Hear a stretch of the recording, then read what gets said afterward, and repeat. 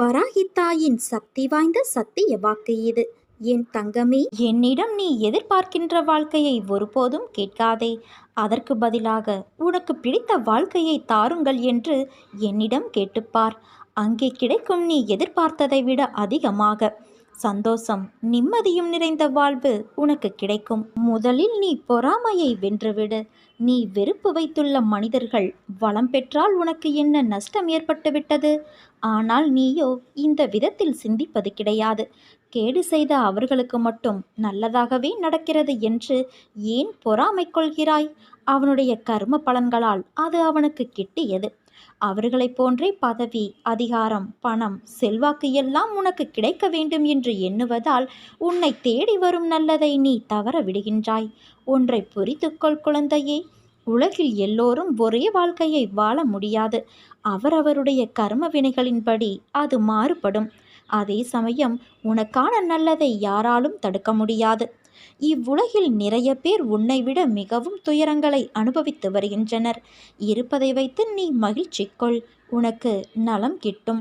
நாமும் பாக்கியசாலிகள். நாமும் நலம் பெறுவோம். பெறுவதற்கு முயற்சி மேற்கொள்வோம் என்ற எண்ணத்தை நீ வளர்த்து கொள்ள வேண்டும். எதையாவது ஒன்றை நீ இழந்தால் அதைவிட சிறந்த ஒன்று உன்னை வந்து சேரும். நீ இழந்தது உனக்கு நல்லதல்ல என்பதை காலம் நிச்சயம் ஒரு நாள் உனக்கு காட்டித்தரும். நம்பிக்கையோடு காத்திரு. மனதை அமைதியாக வைத்து கொள்ள பழகு. முடிந்த நிகழ்வுகளை எத்தனை காலம் நினைத்து கொண்டே இருக்கப் போகிறாய்? எல்லாம் மாறும். ஆனால் உடனே மாற்றம் வராது. சிறிது காலம் மட்டும் காத்திரு. நீ நினைத்து கூட பார்க்காத மகிழ்ச்சி உனக்கு காத்திருக்கிறது. மனிதன் ஏன் இறைவனாக முடிவது இல்லை?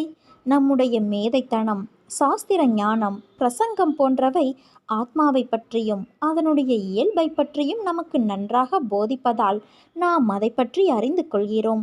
இது ஆத்ம ஞானமல்ல, ஆத்மா பற்றிய அறிவு மட்டுமே. இந்த அறிவை நடைமுறைப்படுத்துவதுதான் ஆத்ம ஞானம். அதை நடைமுறைப்படுத்த வேண்டுமானால் அதை தவிர வேறு எண்ணங்கள், ஆசைகள் மனதில் இருக்கக்கூடாது. பாவ காரியங்களில் ஈடுபடக்கூடாது. எந்த பந்தத்திலும் சிக்கி கொள்ளக்கூடாது. மனதில் எப்போதும் நிரந்தரமான அமைதி இருக்க வேண்டும். சூழல்களில் சிக்கி கவலைகளுக்கு இடம் தரக்கூடாது. ஒரு செயலை செய்தால் அந்த செயலுக்கான பலனில் பற்று வைக்கக்கூடாது. பலனை எதிர்பார்க்கவும் கூடாது.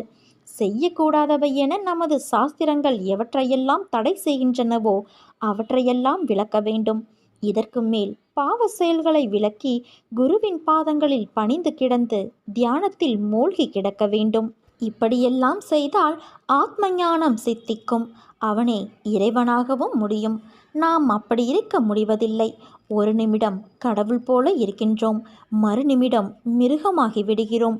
கடவுள் பாதி மிருகம் பாதி சேர்ந்து செய்த கலவைதான் மனிதர்கள். நீ எப்போதும் கடவுளின் குணம் கொண்டவனாக இரு. அதுதான் உனக்கு நல்லது. என்னிடம் இருந்து உனக்கு ஒரு ஆச்சரியமான பரிசு கிடைக்கப் போகிறது.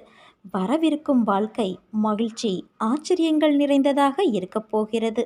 இத்தனை நாட்களாக நீ அனுபவித்து வந்த பிரச்சனைகள் அனைத்தையும் இன்று இரவோடு நான் தீர்த்து வைக்கப் போகிறேன்.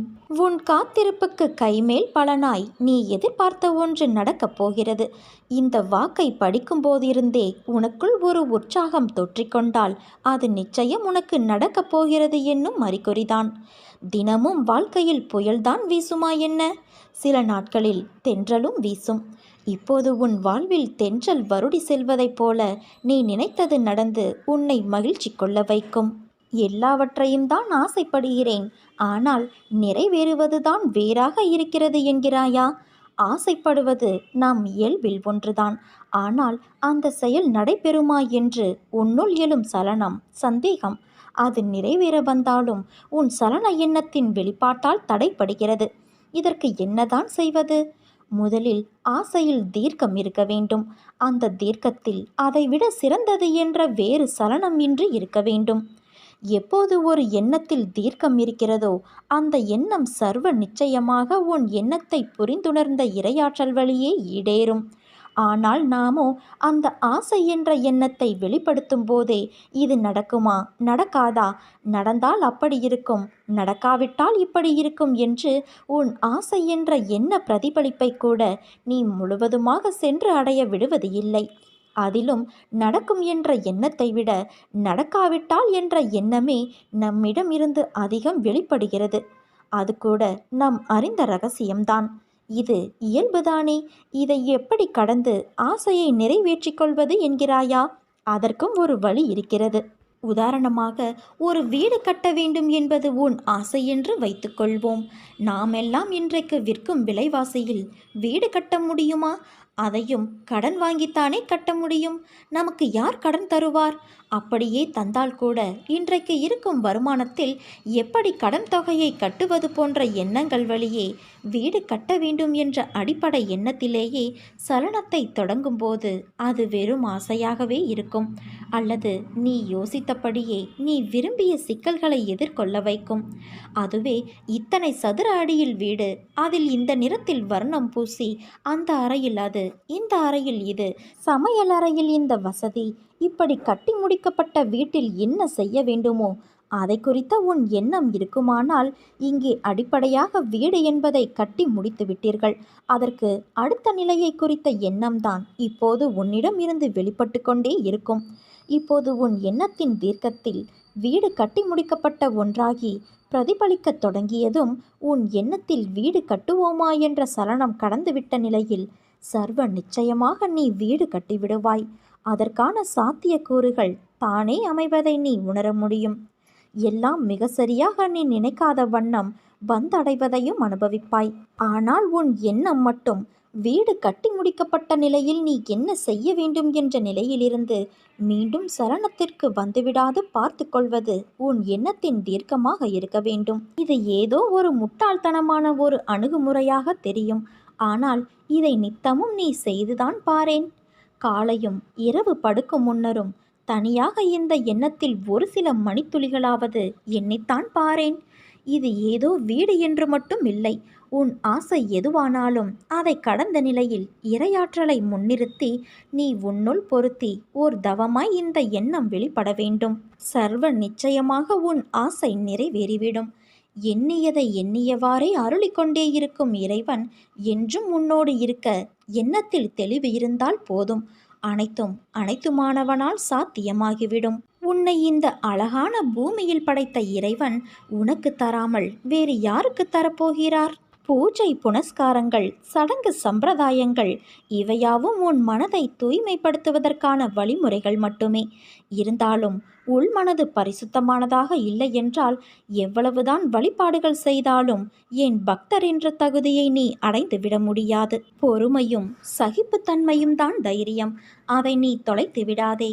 எப்பொழுது பிரச்சனைகளை எதிர்கொண்டாலும் அது உன்னை கரை சேர்க்கும். சகிப்புத்தன்மை இல்லாத மனிதனின் நிலைமை பரிதாபமானது.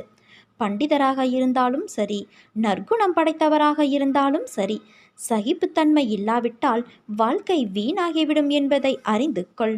மனித பிறவிகள் தவறு செய்வது இயற்கைதான். மாயையின் விளையாட்டில் தம் பக்தர்கள் தவறு செய்வார்கள் என்பது பகவானுக்கு நன்றாக தெரியும். அதனால் இறைவன் எப்போதும் விழிப்பாய் இருந்து அவர்கள் தவறு செய்வதை தவிர்த்து தடுத்தாட்கொள்ளவே பார்ப்பார். பக்தன் தானே செய்யும் தவறுகளின் காரணமாய் ஆபத்தில் சிக்கிக்கொண்டால் நேரிடையாகவோ மறைமுகமாகவோ இறைவன் பக்தனை காப்பாற்றி விடுவார். நீ எங்கே இருந்தாலும் என்ன செய்தாலும் நான் அதை முழுமையாக அறிவேன் என்பதை தெரிந்து கொள். என் தங்கமே, நீ அடைய நினைத்த இலக்கை அடையும் வரை கல் வந்தாலும் சொல் வந்தாலும் கலங்காமல் நீ முன்னேறு. அனைத்திற்கும் காலம் பதில் சொல்லும்.